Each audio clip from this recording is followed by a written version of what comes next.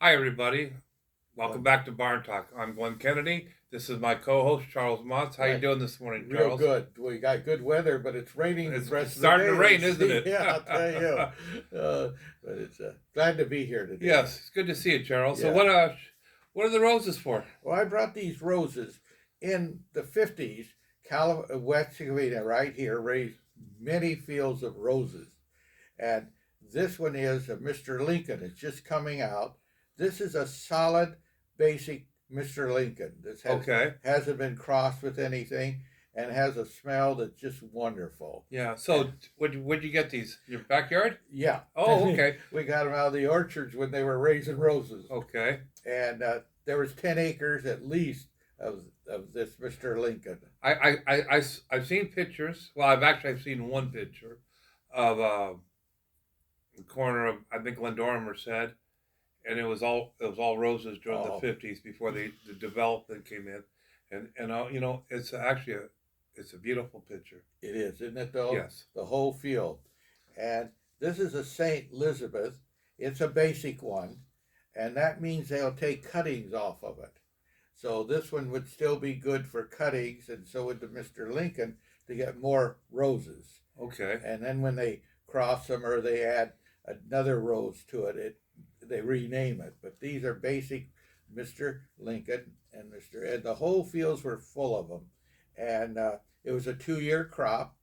And probably if West Covina hadn't developed into housing, we'd still have roses today because the climate is great. And most of the rose farmers all moved up to a little town outside Bakersfield called Wasco, and that's where they raise them today of the heat. And it was Jim Corder who was one of the rose people who kept the rose going in California, and he'd bring them down. Remember the duck farm over here? Do. Yes. Yeah, he had that nursery there, and they'd bring down truckloads of roses. So that was the nursery that ran from the duck farm down the 605 all the way to the 60 freeway. That's correct. Okay. Yeah. Is it still there? Or is part of it there? Or He sold out. He's in okay. a convalescent home today, and he also was recognized by the Rose Parade for many of his roses, and he rode in the Rose Parade. Was a really what you'd call a West Covina person. He rode what? Horses? Horses, yes, he had horses. Okay. And he also was a jockey at Santa Anita when he was a young man. I didn't know that. And he was president of El Monte High School too. And, okay. And he came here, and he had a terrible accident when he was young, but he kicked back all right and got into roses and other crops. Well, yes. Speaking of horses, I'm kind of glad you brought that up. West Covina raised a lot of Arabian horses, and it started with Cal Poly. Is that correct? That's correct. That actually, if it wasn't for the Arabian horses and Mr. Kellogg's, we probably wouldn't even have a college over there because he gave that land to the college. Yes, he did. And the horses always have to be there. They can never leave. Oh, I didn't know that either. If they go, then I guess we can go buy the property.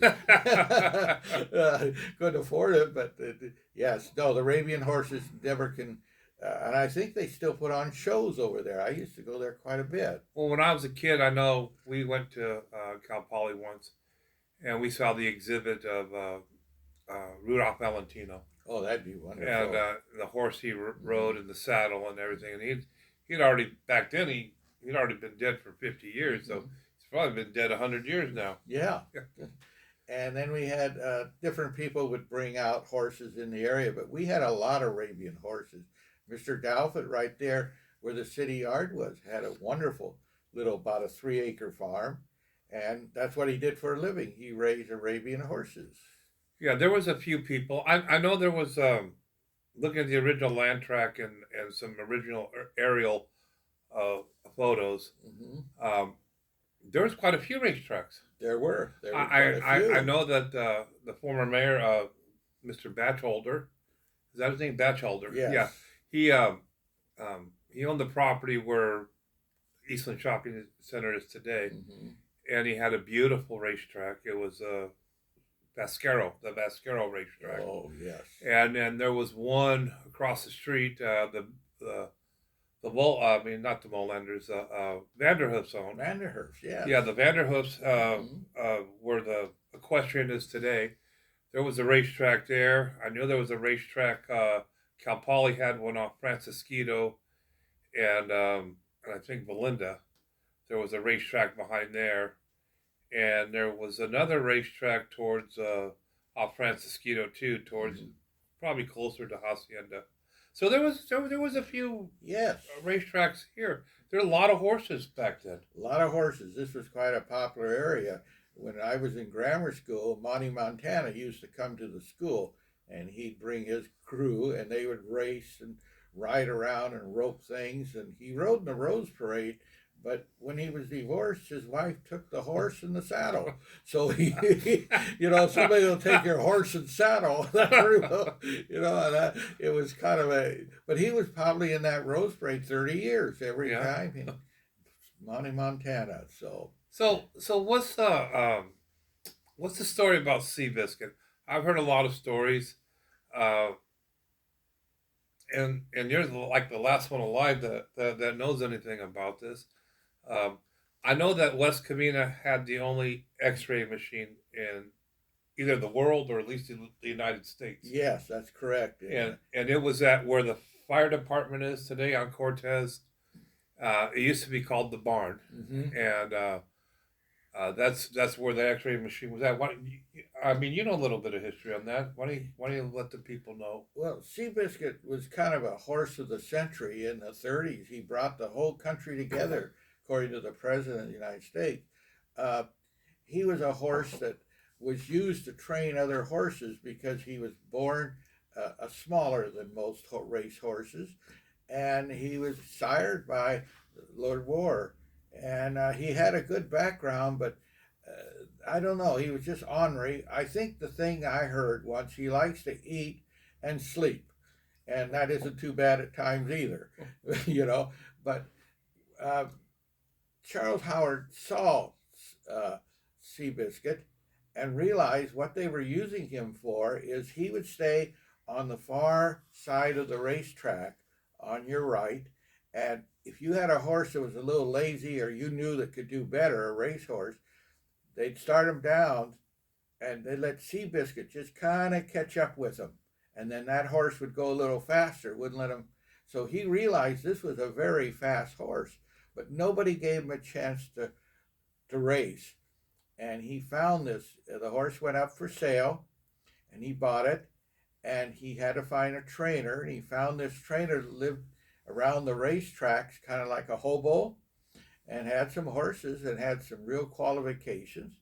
And he found a jockey that jockey was interesting. During the Depression, he had a talent with horses, and his father and mother knew that. And during the Depression, he could make not as much as his father, but make enough to supply him with food and clothing. And they left him at the horse track. They didn't have enough money to keep him in the family, and that's hard to believe, isn't it? Horrible. Horrible, just horrible. I mean, wow. That's how that time and that era was. It was tough. It was tough, and the tough generation. They were a tough generation. Yeah. So, Mr. Howard hired him as his jockey. He was too big, tall, and he was just too big. And he hired a stable manager, and they started training Seabiscuit. And they had a lot of work with him because he'd been neglected. But boy, did he start winning races, I'll tell you. And he became kind of a very popular. And we believe that Seabiscuit was here in the fields because they used to do a lot of training with the horses, let them walk in all the orchards and everything. Well, he hurt himself, right? Did he break a leg or pull ligaments? I know that he got injured. Yes, after the big race in the East, he pulled a tenement, and they were going to put him down, and Charles Howard wouldn't allow that, so they brought him home. And in the meantime, the jockey had fallen and broken his leg, so they started healing together, you might say. and they had a real connection. He brought the manager home, and Mr. Howard must have been a outstanding person Yeah. because he wanted that horse to. It was his horse, and they. I know they brought him to Santa Anita. Well, they So, brought him here yeah, because we had the only X-ray machine in at least in America, right? in America, yes. And so he was in the field, and that horse got better and better and better. So the jockey, and they rode the horses over here at Santa Anita, and he started winning races. So to make the leg stronger, they used to walk him down the wash. That's how it was put to me. Tell us why, Okay, Charles. the wash was always moist, and the sand was very good from, let's say, from California or clear down almost to Orange or farther, and that's the best sand. And we found out that's why it was moist. That used to be a riverbed, a lake. Yes. And they'd walk the horses there, and then they'd walk them through the walnut groves because the walnut groves always had a couple inches, maybe 6 inches of water in them, and it was so good on their feet. Okay. And that, even if the horse didn't have a problem, it just was wonderful. And some of these fields were kind of fenced off, and they used to just turn the horses loose when we had the mustard grass and let them wander through. And we didn't raise alfalfa in West Covina too much. It came in from Pueni. That's where the big alfalfa fields were. But then he got well, and they started running him at Santa Anita, and he started winning races, and he lived another 10 years.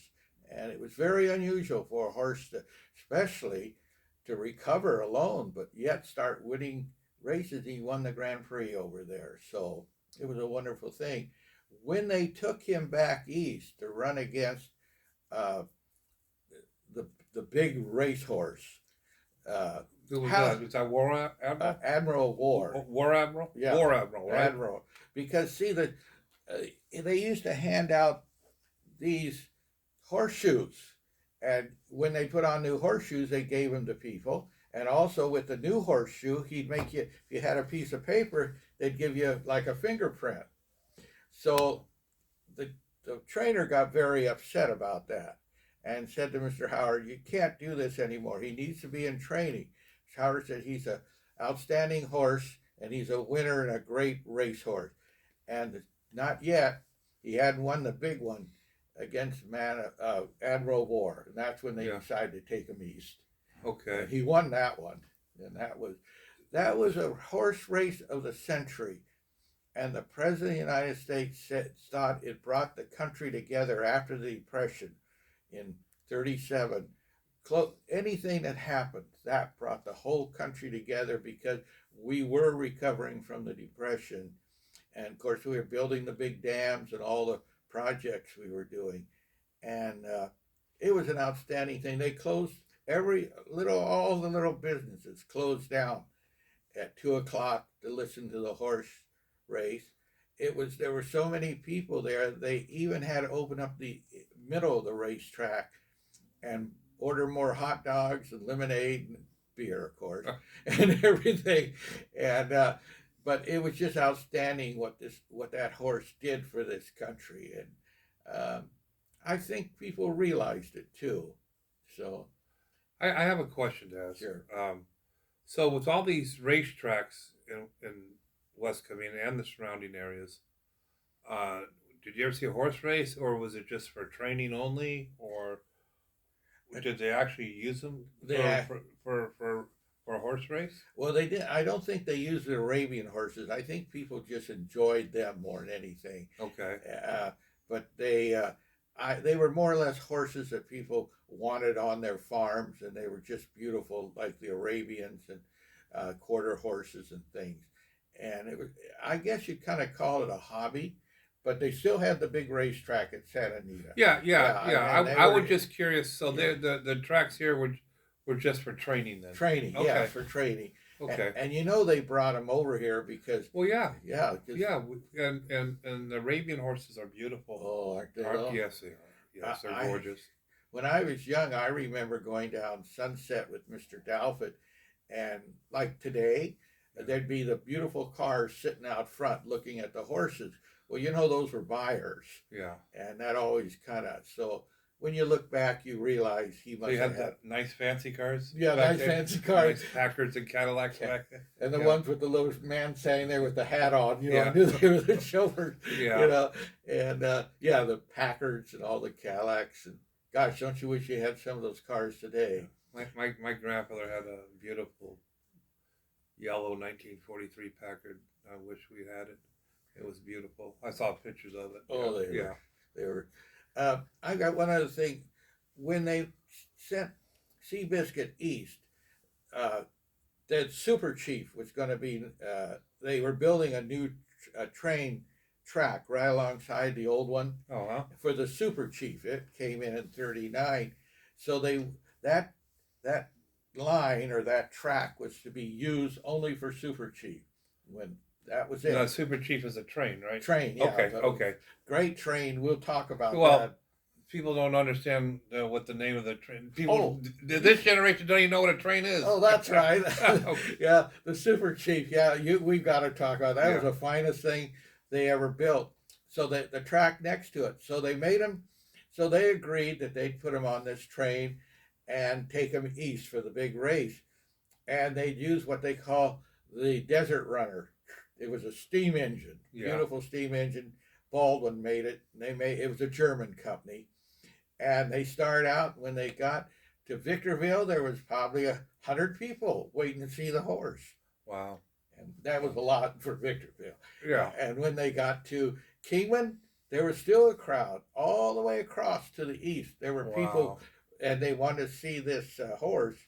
So they opened that top door so he could look out. And of course, they had to stop for water, cold, and oil. So they'd let him out once in a while, and the kids would get to pat him, big kids too. And they never realized that this horse was so popular. And I think it kind of scared the people in the East a little bit because, you know, they figured we were still horsemen out here on cowboy saddles, you know. And every time he entered a race, all the other horses would scratch.